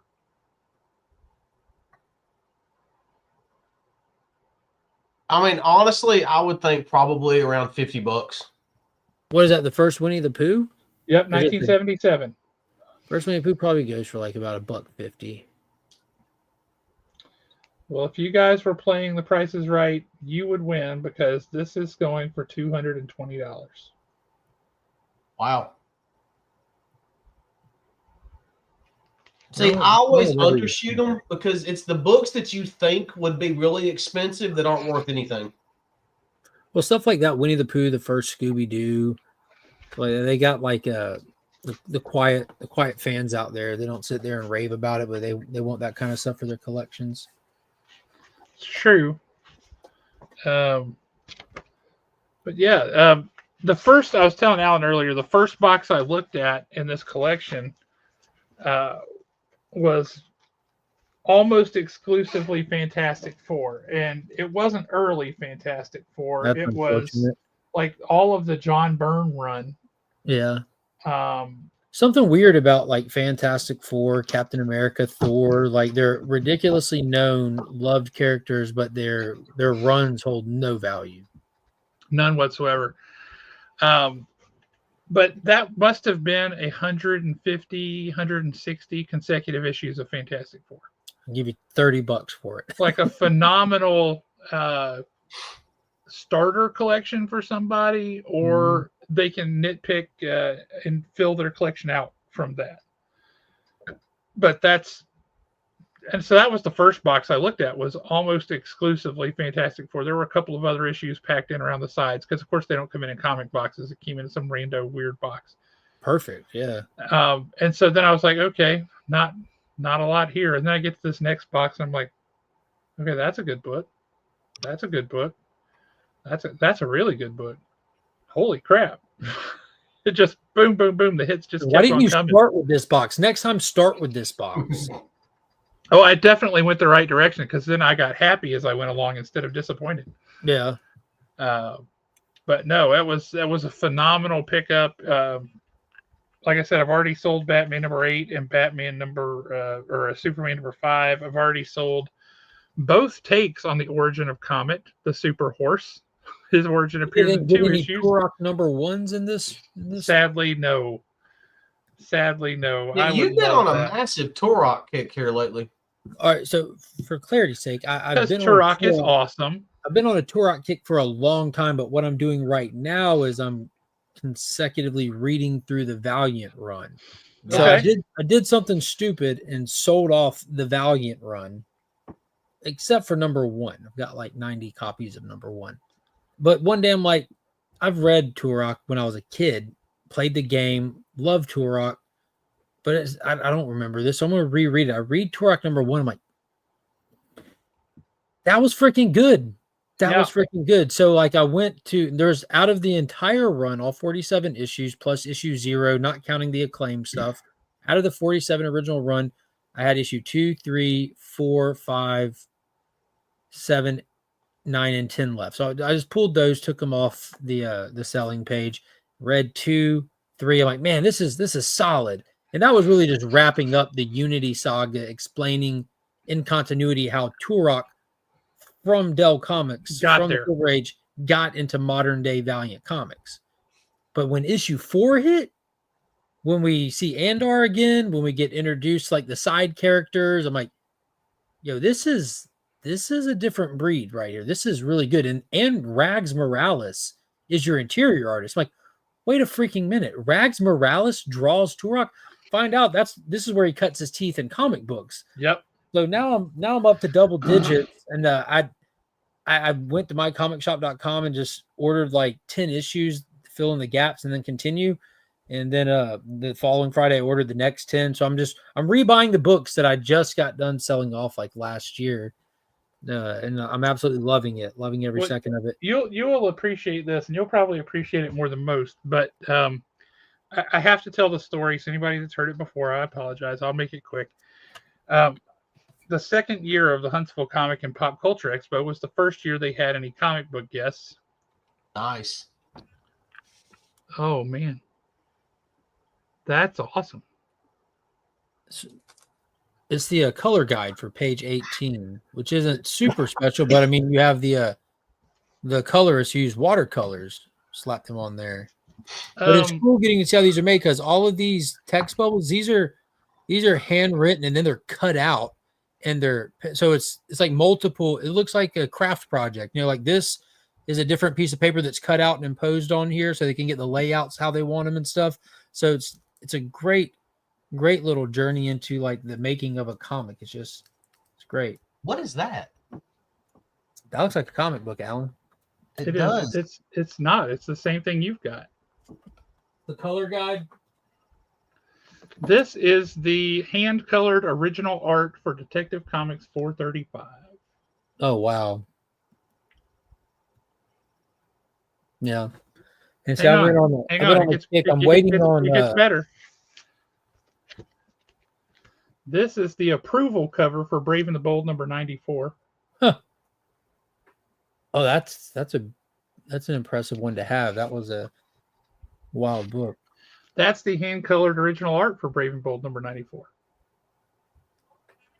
So with that, what are they doing? They're just making a Xerox copy of it and then just having someone come in and do color on top of it? Essentially, yeah. And who did the colors on? Is that just somebody doing it, or is that like the original creators that worked on it? The colorist is the person who had these all collected and where these came from, Jack Adler. Okay, I didn't know if it was just somebody that was doing that for funsies or if it's the actual creator. Dude, that's awesome. Yeah, these are from the Adler collection. That's super awesome. But I was about to tell you the story that you will find interesting, and you will appreciate the product more than most people. I say product, it's its own thing, right? All right, so the second year of the Huntsville Comic and Pop Culture Expo, the 10th year is coming up in like 4 weeks. Was the first year that they had any comic book guests, and those guests were Chris Claremont and God, why did his name just run right out of my Bart head? Sears. No. Mike Grill. Oh yeah, long bow hunter. I've met him a bunch of times. Great guy. As luck would have it, my booth was right next to his booth. And I had no idea. I thought I would get smart and I brought things that nobody else was going to bring. And that turned out to be stupid because I made no money. However, I was right next to Mike Grill the whole time. And that was worth it, every bit of it, just for that. So I'm sitting there. Before the show starts, I'm over there talking to Mike Grill. And I said, I got to ask you, you've got one of the coolest signatures in the business. Your signature is awesome. Instantly recognizable, readable, stylized, clear. Yeah. I said, how'd you come up with that? And he goes, that's actually funny. And he grabs a Sharpie and he turns around and just writes his name in block letters on the tablecloth, the plasticized tablecloth that was stretched tight over his table. And he writes his name on there in block letters. He goes, that's what my signature used to look like until a friend of mine said, dude, you're an artist and your signature is crap. You need a better signature than that. Why don't you have a better signature? And he's like, well, what do you propose I do? He's like, I don't know, just add some extra lines and stuff to it. He's just like, what, like this? He goes, yeah. That's awesome. And so that became his signature. And so I told him, I said, you know, if that tablecloth is still here at the end of the show, I'm stealing it. Did you get it? So 2 days later, the end of the show, I'm saying goodbye to him. I helped him pack his booth down and all this because he had tall stuff he couldn't reach, and I'm pretty tall, so I get all this stuff and I help him pull it down. And as he's leaving, he walks out the door, and I had gone back to my booth for something, but he's walking out the door over here, so I come back out of my booth and I'm headed for that tablecloth. When he stops, turns around and pokes his head back in just in time to see me going to grab that tablecloth. And he's like, you were serious about that? And I'm like, yeah. And he goes, okay. So he walks over, grabs a Sharpie, and he draws that quick little side view shot of Green Arrow that he does, right? That quick little. And I was like, okay, that's awesome. Ever since, every single expo, I have gotten all of the comic book creators who have shown up to sign and or draw something on this tablecloth. Oh, that's really cool. Dude, I have got stuff on there that's bizarre. And this whole thing, you reminded me of this because we had Rags Morales there a few years ago.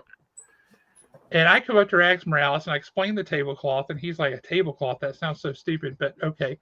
And then he looked at what other people have done, and he's like, okay. And he said, what do you want me to do? And I said, Geomancer. Oh, nice. And he goes, what? He's like, nobody has ever asked me to draw Geomancer. I was like, I loved your Geomancer. I loved what you did on Turok, but I loved your Geomancer. And when I think of Geomancer, you're the first person that comes into my head. And he's like, okay. So the fact that you think of Geomancer is interesting. It happens every now and again. Yeah. But he drew Geomancer on this tablecloth. So when people look at it now, they're like, oh, that's cool. Who is that? Who the hell is that? Yeah. This tablecloth, what you don't realize is the thing has taken on a life of its own. It has. And I mean, you could actually spend time looking at this thing. But my favorite tablecloth story is 2 years ago. I go walking into Haven to help Josh load up. Oh, this was great. To take stuff to the expo. And he comes walking from the back room and is grinning like Krispy Kreme just come out with a new flavor or something. I mean, he's like beside himself. And he goes, you are never going to believe who's in the back room right now. And I'm like, okay, so you have to understand, Josh is like 6'7".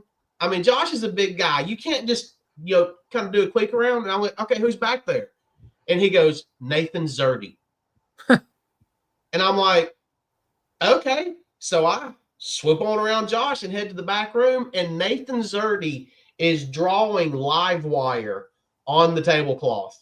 And I'm sitting there thinking, it Like did this not. tall. Yeah. Oh wow. This I'm like, tall. it did It's not huge. take long for that tablecloth to come out as soon as Nathan Zerdy hit the shop. Well, I knew he was going to be busy once he got to the con. Have you gotten the tablecloth out and spread it out and taken good photos of different pieces of it and stuff in a big wide shot and posted them or anything? I haven't. I need to. You should definitely We do should that. do that at the expo this year. Just take it Yeah. out and get pictures of it because I know it's going to be there. Yeah, it is because we've got people coming back, and a few guests have been there a few times, so I've got their signature on there each time. One of the weirdest things on there that I really like was Stephen Butler. He's like, I'm known for drawing Spider-Man and Sonic the Hedgehog, so he drew a Spider-Man Sonic the Hedgehog.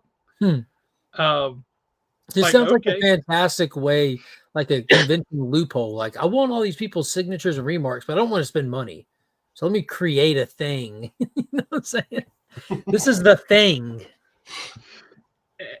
And, you know, they're looking at it and they're like, okay, there's Roy Thomas. And Roy Thomas drew Hawkman on it. Oh, I got a Hawkman sketch. Let me show you this. Fantastic. But I'm guessing Zerdy and Bianca are not going to be at the expo this year. Zerdy is not. He's got another show, but Bianca is. Oh, is she? Yeah. I didn't see her on the list. She was so funny because she was like, I'll be there as long as, you know, you guys, if it's okay for me to be there without Nathan. And we're like, yeah. I would love to have Bianca on the show one time. I would too. She don't want to do it though. She doesn't like to show her face on camera. Well, I told her that she could position the camera to where it shows her hand and just have her drawing the entire time we're talking. Yeah. But she's amazing. I love her stuff. So this was done for me and my brother a few years back. Just done with like a random like ballpoint pen, a big ink pen that was on the register. But yeah, that's a much bigger version of what he drew on my tablecloth. But yes, that's, oh my god. Oh my god. But Joe Kubert drew that for me and my brother. Oh my god. I mean, this episode is called History in Your Hands. Man, you're holding it right there. That's flipping awesome. Yeah. Oh my god. Joe Kubert is one of those that I regret I never got to meet. Joe Kubert, and people are like, why him? But Joe Sennett. So it was done April 25th, 1993. Advantages of having a dad, you know, being raised in the hobby, you know. Yeah, no doubt. And I do the same thing for my kids now. If you go into my kids' rooms, there's like Clayton Crane stuff hanging on the wall, John Jang stuff hanging on the wall. Yeah. And it's from where my kids have met him, but also when I've gotten stuff done, I like want to pick something cool for the kid. I get stuff written to them. And even when we met Jang, because I've online known Jang for years now.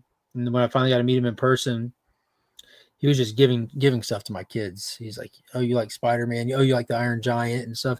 And he's signing everything to Finn and to Monkey. So like all this John Jang art in the room has written on it to Monkey, which is what my youngest goes by. Destro just tried to commit suicide and leapt off my shelf. I don't know why he did that, but he did. But you made me think of some stuff laying here when you said like comic history. Yeah. They're not superheroes. But there's Ain't It Grand, which is a Platinum Age comic book from 1922. What's interesting about this, though, this is the second Whitman comic ever. Oh, wow. And then we got Bringing Up Father from 1919. Phenomenal. Pre-superhero stuff. It's pretty wild how well like the colors and stuff hold up too. Yeah, and some of it is because of the type of paper they printed on. Mm-hmm. Is just really good Good stuff. I don't own and never have owned any Platinum Age comics, and I have always wanted one. Yeah, these are Um, 100 plus, over 100 years old, both of them. Nice. That's crazy. it's history, man. That's holding history in your hand. It's awesome. I noticed it. I don't ever know if it's a good sign or a bad sign, but the chat just goes absolutely dead quiet. I think it's because they're interested in what we're doing and what we're talking about, and they don't have to ask questions because we're already talking about it. But it sometimes happens, like the chat just goes dead quiet. You're like, okay, is everybody watching something else now? What happened? But yeah, so good. I do have to ask you a question on the more modern side of things. What did you think of Batman 158? Is that Hush? Is that Hattush? Yeah, it's yeah. Hattush. Hattush It's when part you one. sneeze. Hattush. Yeah, it's what it says. H2SH. Hattush. I absolutely loved it. I thought, like, sure, this would be fun. This is going to sell well. Then I read it. I'm like, man, this is just like riding a bike. It I'm gave going us. to ask you this question: why would you put the 2 over the U when you could have just replaced the S? I don't know. I don't know. Why wouldn't you just put the 2 behind the word hush and just let it be just behind it? I don't know. Decisions were made. We can't stand by all of them. We just got to appreciate the book was good. We had some classic Jokerisms in there. It gave us that sense of urgency, that sense of danger. It gave us the feel of stakes, gave us an ensemble cast. It gave us everything that the first Hush gave us and is remembered fondly for doing. I'm just curious how they're going to make Thomas Elliot a formidable villain. If it's going to be ultimately Thomas Elliot again, I got this thing about really enjoying new villains because a villain's only as good as their wins and losses. And once you beat them, they've been beat. You're done. You know, there's already the trope that the good guy's going to win. But how dangerous and how entertaining and engaging can you make a villain? Thomas Elliot was one of the best. But he's been beat. You know, he's been bested. Well, that might just make him bitter. He's got to get at least 2 more swings at bat, right? Maybe. See, I wish we would have a return of the bride that Silvestri did in Batman Joker. I liked the bride. I thought she was cool. I did too. Oh my God. Just go back and hang out with your cool stuff and stare at your good shit. Dude, I loved looking at that book. Oh yeah, the art in it's gorgeous. Yeah, the story was I was jokered out when they did that book, already jokered out. And I'm like, this looks beautiful, and like I don't know, it felt so just standard by the book to me. It was very predictable. Called the ending at issue number 3. I'm like, yeah, okay.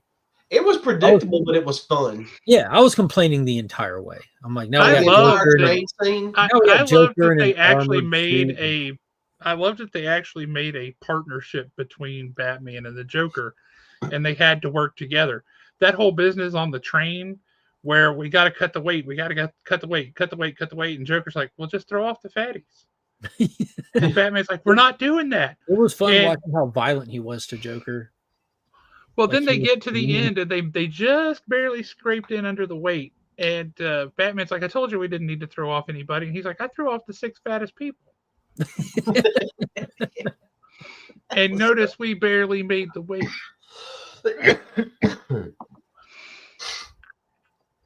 I just thought that was really funny. It could definitely be a me thing. It's kind of like Batman 3 Jokers. You're talking like some of my favorite comic creators, and I hated those 3 issues.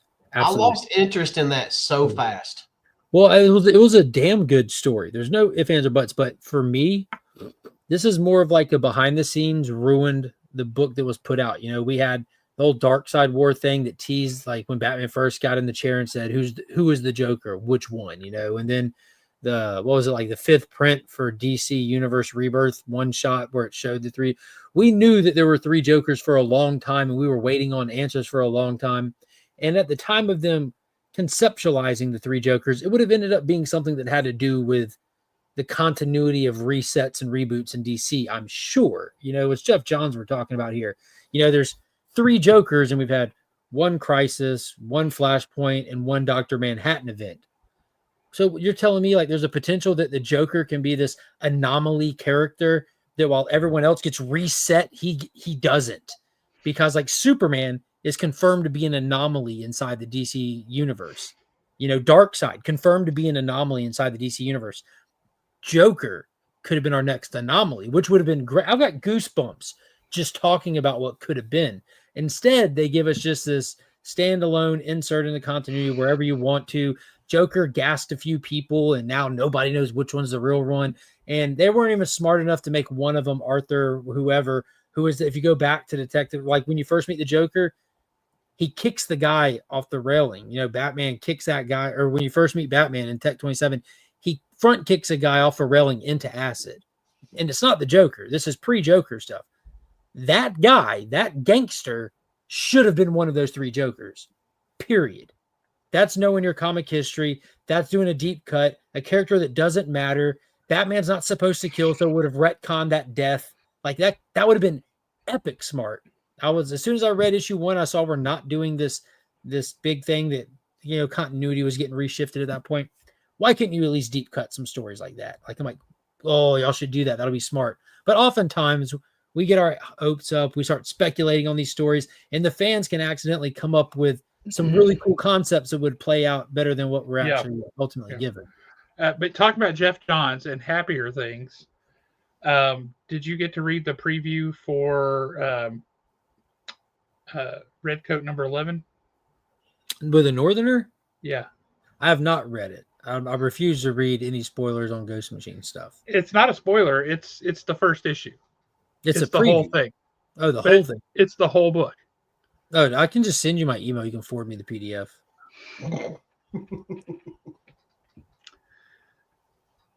It's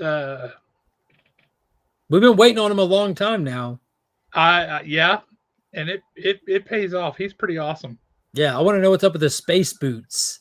That's the first thing you notice back in like his first little cameo cheese. I'm like, man's got space boots. I guess that's how he's like teleporting or time walking or whatever it is that he's doing. His clothes don't match his firearm, doesn't match his boots. There's a lot going on here. Correct.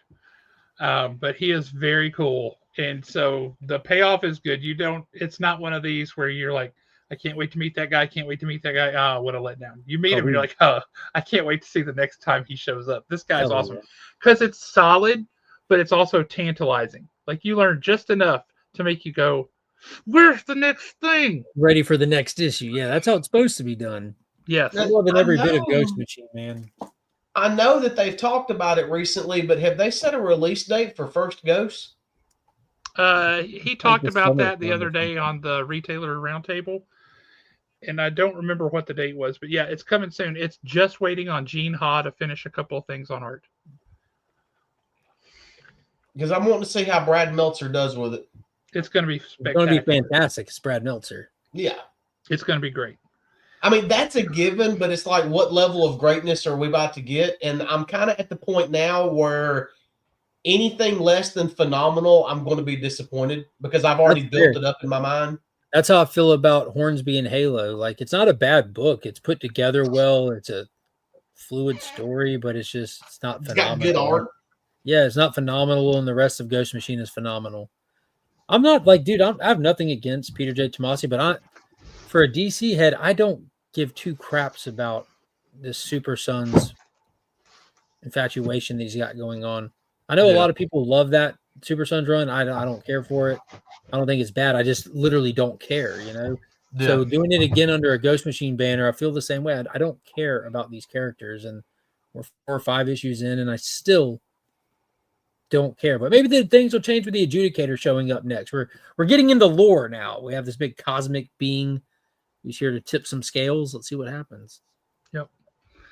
Well, unfortunately, it's time for us to wrap things up.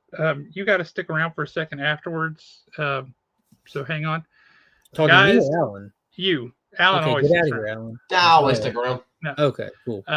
But guys, it has been a lot of fun. I hope you enjoyed stepping through some comic book history. If you need any of this in your life, we'll have it up at the shop this weekend, and we'll have it at the expo. There's some legit comics history here. There's some amazing stuff that you can have if you have American dollars in sufficient quantity. But until then, you guys have fun, and we will catch you next time.